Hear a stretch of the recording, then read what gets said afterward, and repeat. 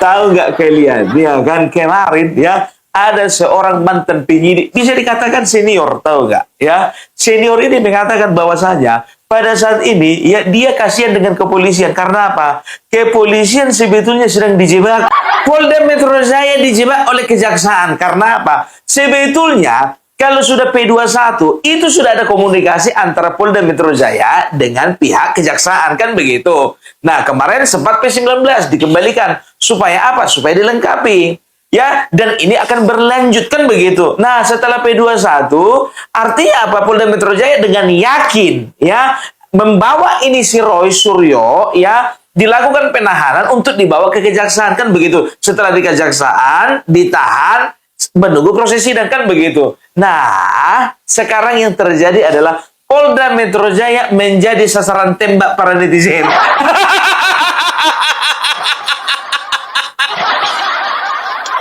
Bagi masyarakat awam banyak yang nggak ngerti, kan begitu. Sebetulnya Polda Metro Jaya sudah melakukan yang terbaik menurut mereka, tapi kurang tahu, ya kan kurang tahu permainan ada di kejaksaan atau sebelum barang ini nyampe ke kejaksaan sudah ada permainan di dalam Polda. Tapi Pak penyidik ini mengatakan bahwasanya permainan bukan di Polda tapi di kejaksaan.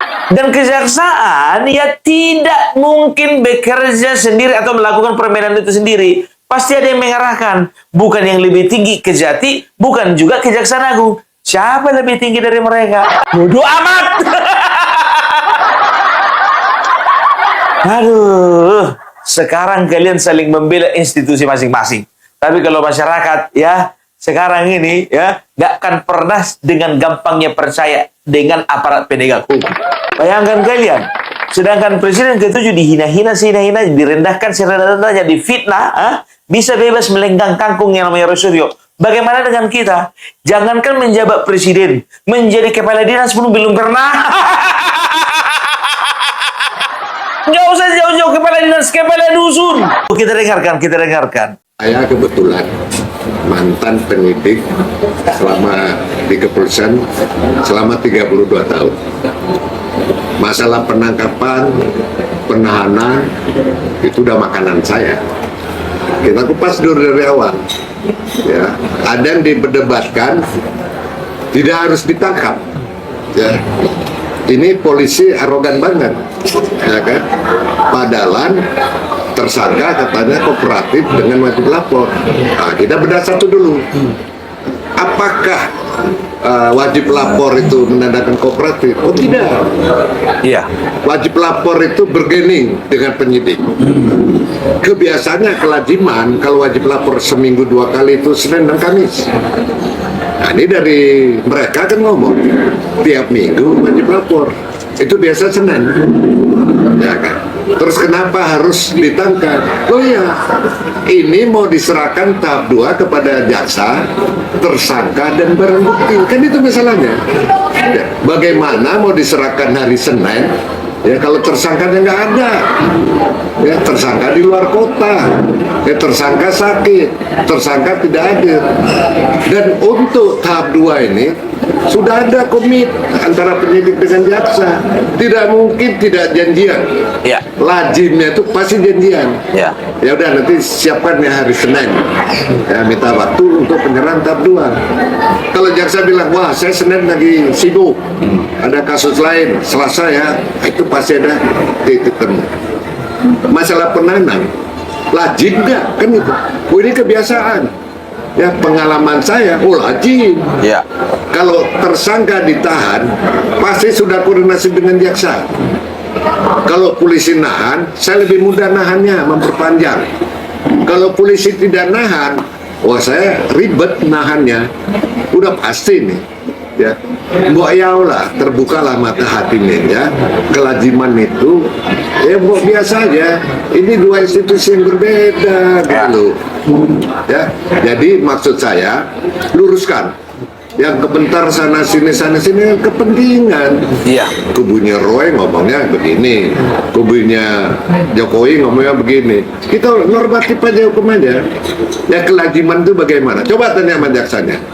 Ya tidak mungkin tidak koordinasi masalah penangkapan, penahanan, penyerahan tahap 2.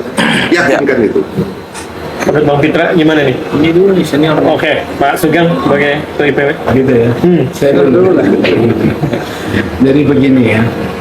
Kita harus melihat kasus ini dari aspek sosiologis dan juga politis ya.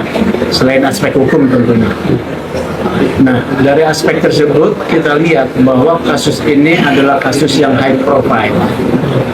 Baik pihak korban, yaitu Saudara Joko Widodo, Presiden ke-7 Republik Indonesia, maupun pihak tersangka, ya, yaitu Saudara Roy Suryo yang pernah dikenakan pidana, ya, dan juga beberapa pihak lain. Nah, dalam kasus-kasus high profile, polisi tentu menjadi tempat harapan pengaduan masing-masing pihak untuk mendapatkan kepastian hukum. Oleh karenanya, polisi pasti menerapkan selain soal kewenangan, prinsip kehati-hatian, ya, dan juga dalam sistem peradilan pidana, polisi pasti melakukan koordinasi yang ketat dengan kejaksaan sebagai pihak penuntut umum dan sebelumnya sebagai jaksa peneliti, ya.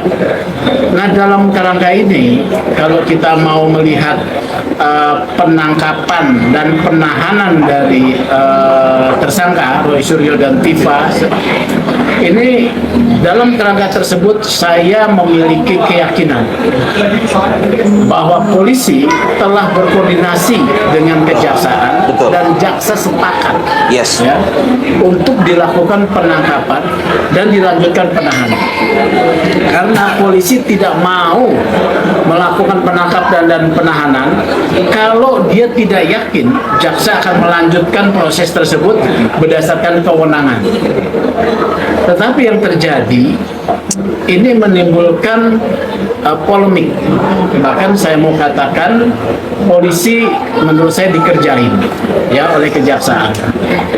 Polisi dipojokkan dalam hal ini sehingga tampak penyidik Polda Metro Jaya sebagai sesuatu yang buruk, ya. Kemudian kejaksaan sebagai penegak hukum yang baik. Padahal harus tahu, jangan dibilang penegak hukum yang baik, karena memang tugas polisi dan jaksa nantinya itu akan membawa perkara ini untuk menuntut mereka. Iya. Kalau penegak hukum yang baik, dia tidak perlu dituntut, ya, Iya. jadi dituntut, ya. Oleh karena itu saya mengatakan komitmen dilanggar. Ya, boleh kejaksaan membantah, tapi pengalaman saya sebagai advokat yang lama bergelut juga sama seperti Pak Sis, ya, seperti itu. Dia tidak mau polisi menjadi korban. Sekarang polisi quote and quote dikorbankan dari kesepakatan tersebut, ya. Yang kedua, sudah ada kesepakatan, berarti kan ada komitmen pada levelnya, yaitu Polda Metro dengan Kajati. Kajati tentu tidak akan membatalkan kecuali ada kekuatan di atasnya, ya. Iya. Siapa kekuatan di atas Jaksa Agung nih, ya, atau pada level di bawah Jaksa Agung, ya. Apakah Jaksa Agung dengan sendirinya membatalkan? Tidak dong. Dia akan membackup putusan bawahannya, ya, supaya spiritnya tetap sama. Iya. Ini pasti dugaan saya ada intervensi politik Iya. tingkat tinggi, ya, dari kekuasaan. Kekuasaan siapa? Ya, partai yang berkuasa, dugaan saya. Partai yang berkuasa. Bukan Opung Parbela yang ngomong, teman-teman. Pak Sis ini adalah mantan penyidik 32 tahun, ya. Yang satu lagi adalah lawyer advokat yang berpengalaman puluhan tahun juga, ya. Ingat, ya, jam terbang itu sangat menentukan kualitas. Kalau sudah orang yang jam terbangnya tinggi berbicara, ya, nggak diragukan lagi kualitas pembicaraannya. Pantasan kemarin Ade Darmawan menyebut nama Prabowo dan Dasko.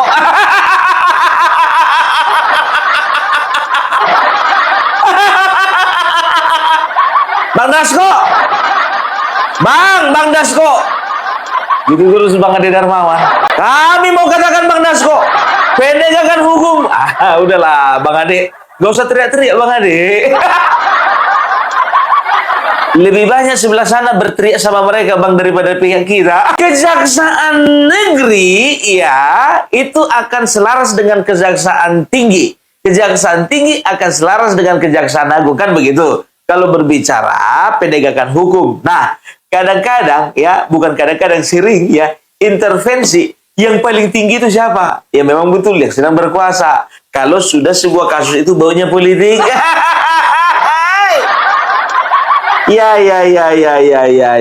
Akhirnya pagi ini kita bisa cukup pintar ya.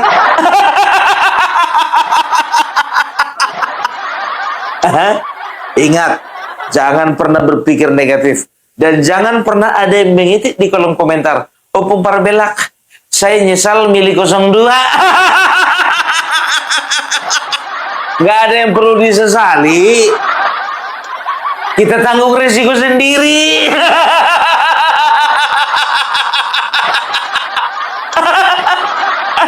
Oh, udahlah, ketawain aja. Lagian juga bapak ini tadi nggak menyebutkan siapa namanya. Ya kan dibilang tadi partai politik yang berkuasa. Belum tentu Bapak Prabowo dan Dasko, mungkin ada yang lain. Mana tahu si Noel kan Gerindra juga. Mana tahu. Partai-partai yang berkuasa nih.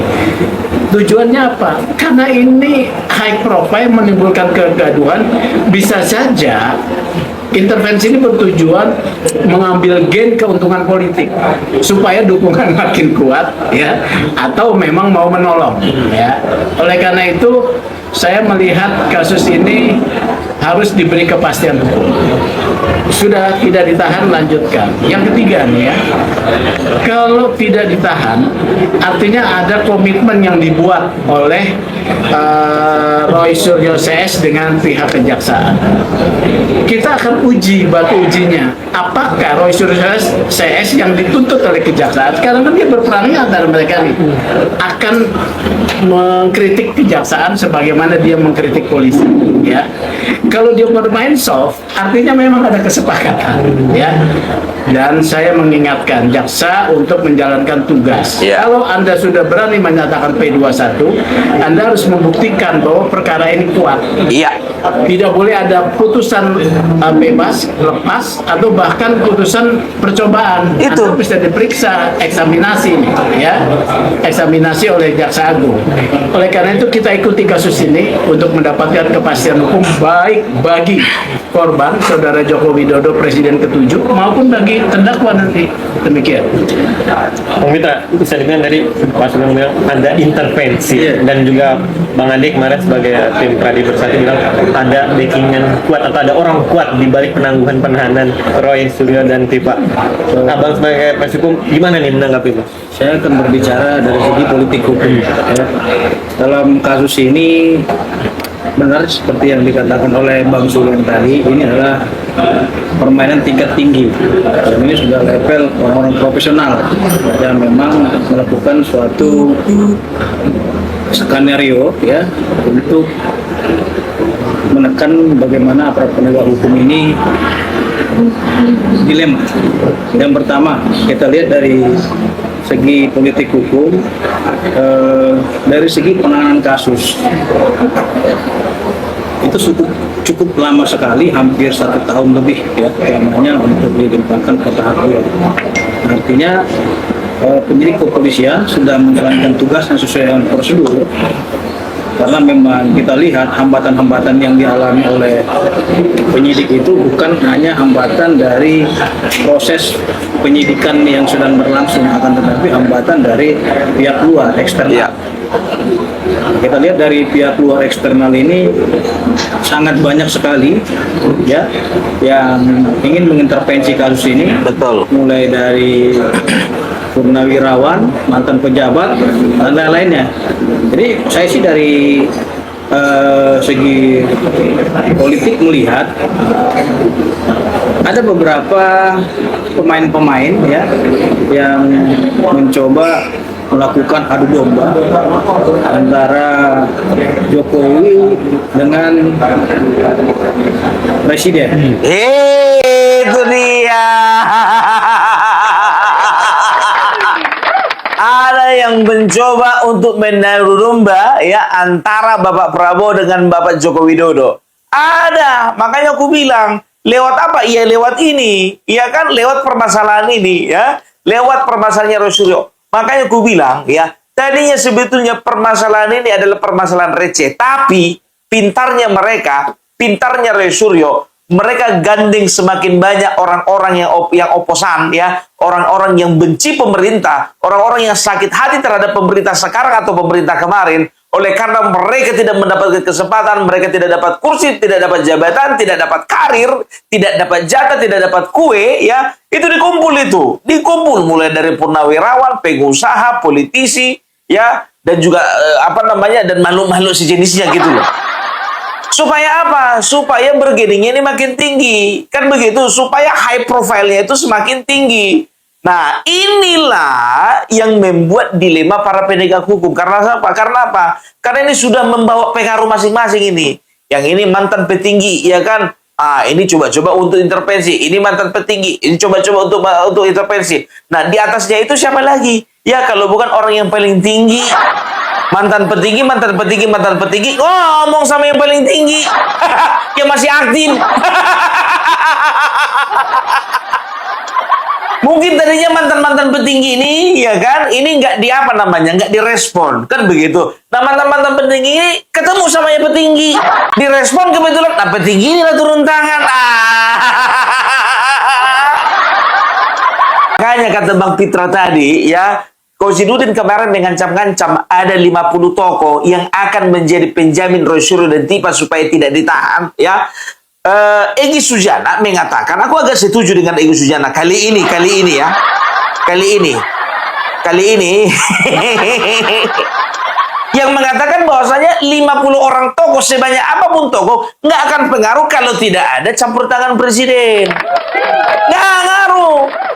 50 tokoh, 500 tokoh, 5.000 tokoh kalau presiden katakannya enggak, lanjut. Kan begitu. Tapi kalau misalnya contohnya nggak ada pun tokoh sekalipun, ingat ini ya, nggak ada pun tokoh sekalipun ya, tapi kalau presiden katanya stop itu.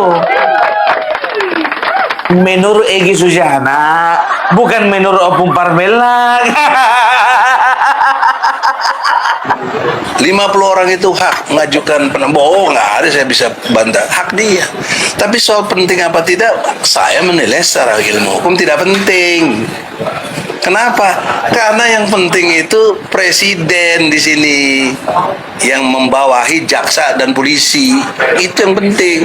Kalau bahkan jangankan 50, 1000 kayak yang tanda tangan tokoh semuanya, kalau presiden elemennya paling tidak presiden tidak bilang oke deh utang, nggak mungkin, maaf Pak, gitu. Ya, itu hal sederhana. Setuju banget. Kalau kali ini jujur aja Bang Egy Sujana, bagiku kau itu idolaku.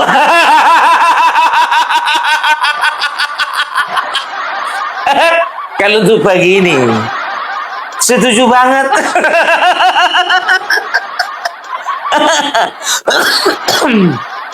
Ya, dan juga kawan ini berpandangan ya bahwasanya ini permasalahan ini bukan lagi murni hukum, ini sudah politik ya. Ketika si Roy Suryo ditangkap kemarin ya, itu seolah-olah Bapak Joko Widodo yang kuat. Tapi setelah Roy Suryo dibebaskan, itu seolah-olah Bapak Prabowo yang kuat.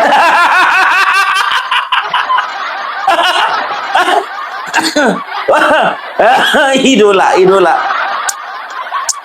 Kita perhatikan.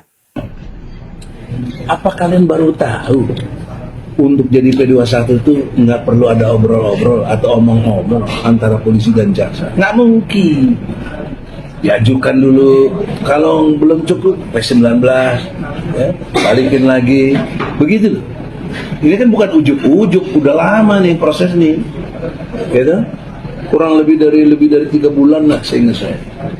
Jadi poin pentingnya dalam konteks hukum ya, omong-omong di antara mereka itu menjadi basi, menjadi tidak bernilai, menjadi pelecehan kajari kepada Polda.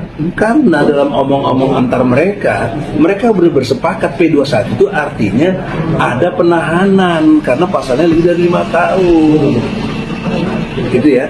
Nah, yang kedua, dalam perspektif hukum juga, ini hal biasa. Kalau menurut saya, ya, hak biasa karena ini hak subjektif dari kejahatan. Sebagaimana waktu polisi menahan juga hak subjektif juga, gitu. Yang bisa menggagalkan adalah atasan mereka. Jadi gesekan politiknya, kalau di tingkat leverage-nya ini kasusnya Jokowi, ya lawannya Presiden Prabowo gitu loh. Tapi saya tidak mau memperseterukan mereka. Kita tidak tahu sebenarnya yang terjadi. Tapi logika hukum dan politik, ya, ini perseteruannya begitu. Waktu kemarin Roy bisa ditahan, kesannya Jokowi kuat, kan gitu. Sekarang Prabowo dengan elemen presidennya membuat istilahnya itu menangguhkan, ya, bukan membebaskan, loh, ingat, menangguhkan, penangguhan. Itu kesannya pemerintahan Prabowo kuat, berimbang lah. Nah, jadi ini menarik dari segi pendekatan institusi ini.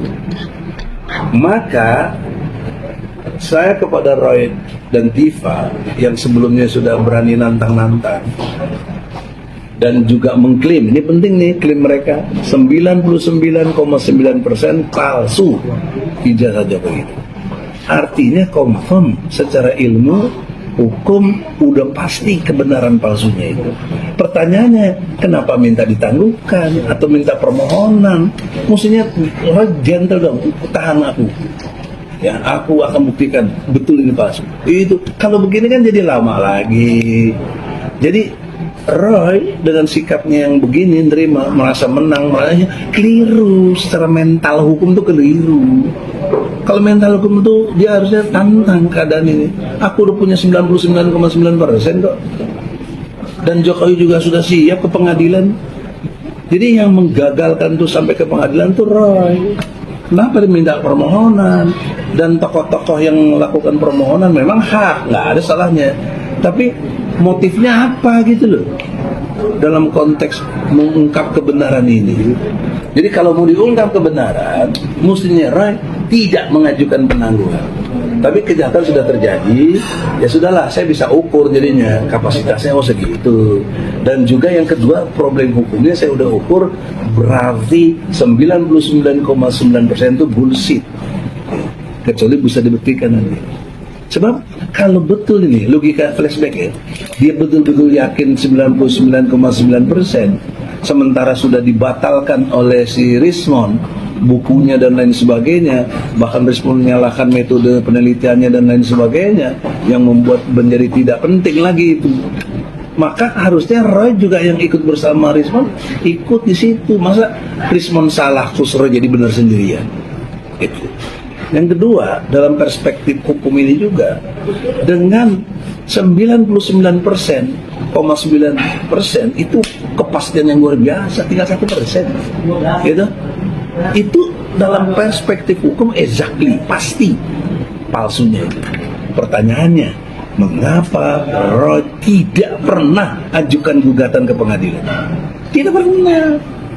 Saya pernah 3 kali bela Bambang Tri dan Gus Dur, ya, di 2 kali di Pengadilan Negeri Jakarta Pusat dan Pengadilan Negeri Solo. Kemudian sekali saya turun sendiri karena punya bukti yang kuat dari pengadilan, tidak pernah diperlihatkan ijazahnya Jokowi, maka tolong Pengadilan Negeri Jakarta Pusat memeriksa kembali. Ternyata kan kekuasaan demikian rupa. Tapi saya tidak kecewa, tapi saya sudah on the track benar. Kenapa Roy tidak tempuh begini? Itu problem serius. Ada lagi yang lain? Oke, Bang, kemarin kan dibilang bahwa ada 50 tokoh yang akan menjamin. Itu yang pertama. Yang kedua, banyaknya yang begitu pejabat yang mencintai Roy sehingga juga ikut menjamin. Menanggapi hal 50 tokoh dan mencintai Roy untuk menjadi penjamin ya? Dari segi hukum nggak penting. Berpengaruh nggak, Bang? Enggak.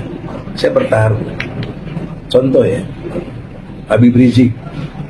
Kurang apa hebatnya Habib Rizik? Hebat. ditangkap aja, nggak ada. Kenapa? Nggak ada orang juga yang ngaju itu kan, pada penakut semuanya. Tidak, itu satu. Yang kedua, jangan lupa Roy pernah ditahan waktu masalah stupa, masuk penjara dia.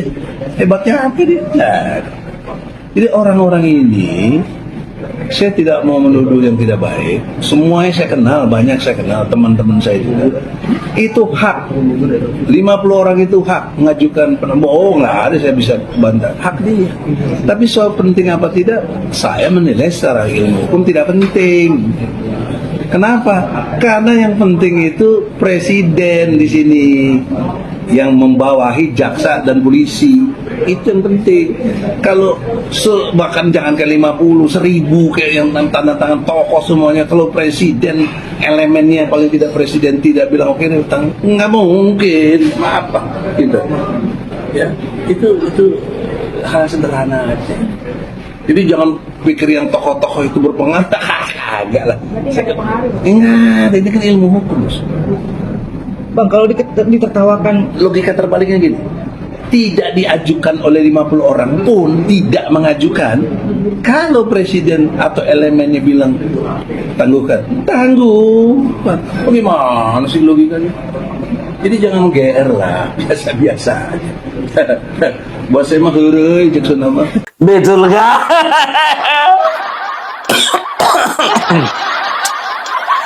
Aduh, dan ku bilang sama kalian ya, menurut pandangan dari para pakar hukum ya, apalagi pakar hukum yang berada di dalam kubu Bapak Joko Widodo ya, ini akan diatur sedemikian rupa ya, akan terjadi sesuatu terjadi. Jangan pernah harapkan persidangan.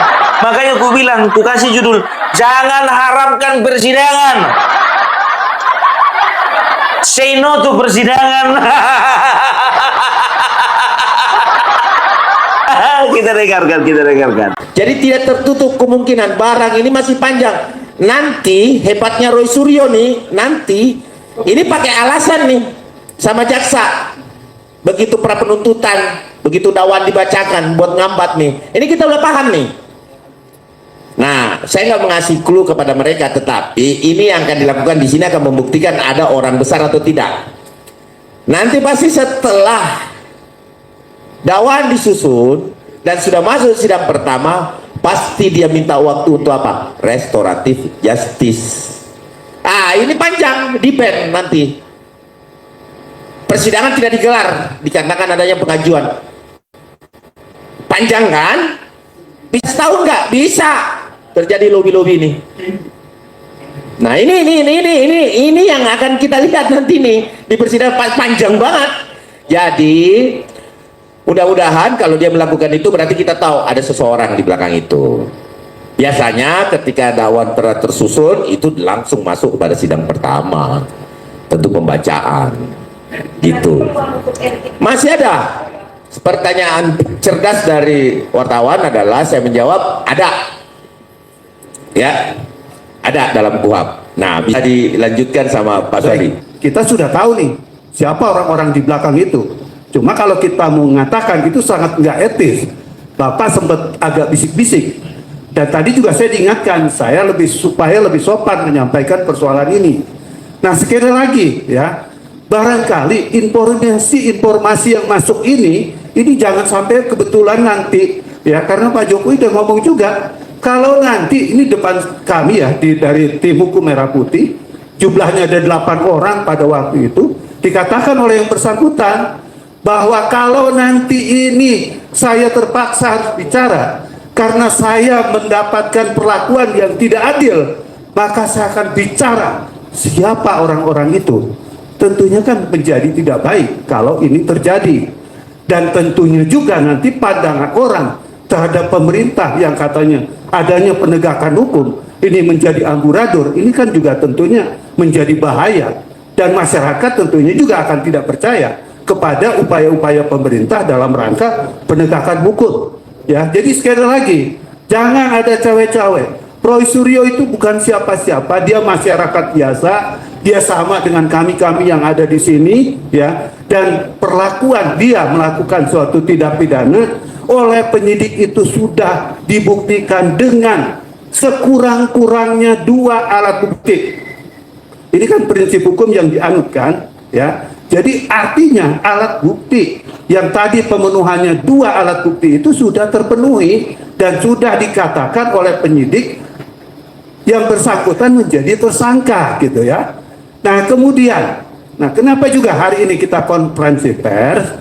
Tentunya juga tadi Bang Ade udah ngomong bahwa kita mengimbau kepada Polda, ya, kepada Kejaksaan juga untuk bagaimana melakukan penahanan.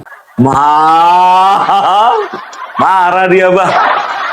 Masih belum nyimpan emosi dia. Tapi gimana pun juga tepuk tangan dulu untuk Bang Ade Darmawan. Dan juga untuk tim kuasa hukum Bapak Joko Widodo yang lain. Tepuk tangan juga buat kita semua pendukung Bapak Joko Widodo yang sampai saat ini dan sampai ke depannya kita akan tetap mencintai beliau. Tapi ingat, kalaupun cinta, ya jangan sampai gelap mata. Karena ada kemarin dari pendukung Anies sekarang dari pendukung Anies ke pendukung pindah dia menjadi pendukung Prabowo, dari Prabowo menjadi pendukungnya Joko Widodo. Sekarang teriak-teriak dia 2029 kita pilih Gibran. Mancing keributan loh. Lu loncat dari sana ke sini, dari sini ke sono, dari sono balik lagi ke sini. Gak bisa dipercaya loh. Nah, tahu nggak kalian ya, ada sekarang ini gerakan-gerakan. Nah, aku nggak tahu entah betul entah enggak ya. Ternyata memang betul ada sebuah misi untuk menghabisi bukan hanya Bapak Joko Widodo, tapi juga legasinya. Legasinya bukan artinya siapa-siapa apa-apa yang ditinggalkan dia, tapi anaknya gitu. Ya, kita katakanlah Mas Gibran ini legasinya gitu loh.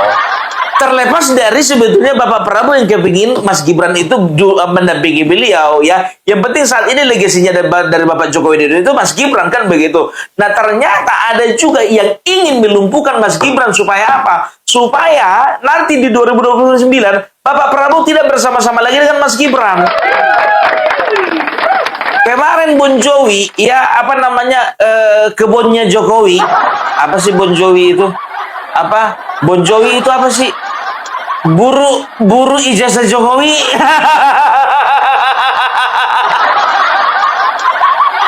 Itu dengan tegas mengatakan bukan cuma Jokowi saja yang dipermasalahkan ijazahnya, tapi ya juga Mas Gibran juga dikatakan, mereka berani mengatakan tidak ada ijazahnya, suruh mundur. Memang ya politik ya luar biasa ya. Sebegitu berbahayanya Bapak Joko Widodo dan juga Mas Gibran. Kita akan buktikan 2029 nanti. Kita perhatikan. Meminta sekali kepada Pak Jokowi, ya. Kalau bisa nih ya, Pak Wapres Gibran kan terlibat dengan kasus yang sama, masalah ijazah. Bisa nggak untuk tidak berbelit-belit, ya? Karena Gibran itu jauh lebih di bawah lagi kualitasnya dari Pak Jokowi. Bisa tidak Wapres Gibran mundur saja, ya, mundur dan tidak perlu lagi menjadi perdebatan publik, menjadi keonaran yang dituduhkan, ya, terutama soal ijazah dan legalitas sebagai pejabat publik. Itu saja, terima kasih. Assalamualaikum. Perhatikan. Nah, kalian tahu siapa yang ngomong tadi? Ya, yang ngomong tadi setelah ku cek and recheck, dia ada di waktu di Pilpres kemarin. Dia ada di pihaknya 03. Saksi ahli untuk 03. Waktu kemarin mereka mengajukan dia keberatan ke MK, ya, katanya mereka itu dicurangi. 16% dicurangi. Ini orangnya. 01, 03. Wow, berat ya ngelawan Joko Widodo sendirian. Tapi nggak apa-apa ya, kita akan lihat bagaimana 2029 nanti. Apapun trik yang akan kalian bikin, kalau rakyat sudah menentukan pilihannya ini, pasti pilihan itu yang akan berdiri memimpin bangsa ini ke depan. Itu dia, Opung Parabela. Kau sekarang lagi mengiklankan siapa sih? Aku sedang mengiklankan Bapak Prabowo jadi presiden dan Mas Gibran jadi wakil presiden. Begitu. Walaupun PDIP lewat Deddy Sitorus kemarin bilang begini, ya nggak usah mimpi lah Prabowo Gibran 2 periode. Walaupun Jokowi teriak-teriak, emang Prabowo mau? Kenapa nggak mau? Kemarin aja mau. Sotoy lo. Tuh ketua umum lu ditawarin Ganjar dijadiin wakilnya presiden. Wah, gak mau. Yakin menang. Satu putaran. Menang. Solid. Backstreet. Sekarang tahu nggak kalian? Jujur gue bilang, sekarang gerakan mereka makin masif untuk merendahkan PSI, tapi tenang, ya. Yang menentukan pilihan adalah rakyat. Aku akan mobilisasi massa, aku akan mobilisasi dari media sosialku ini. Siapapun, mau keluarga kalian, mau kenalan kalian, mau siapapun, kalau calegnya dari PDIP jangan pilih.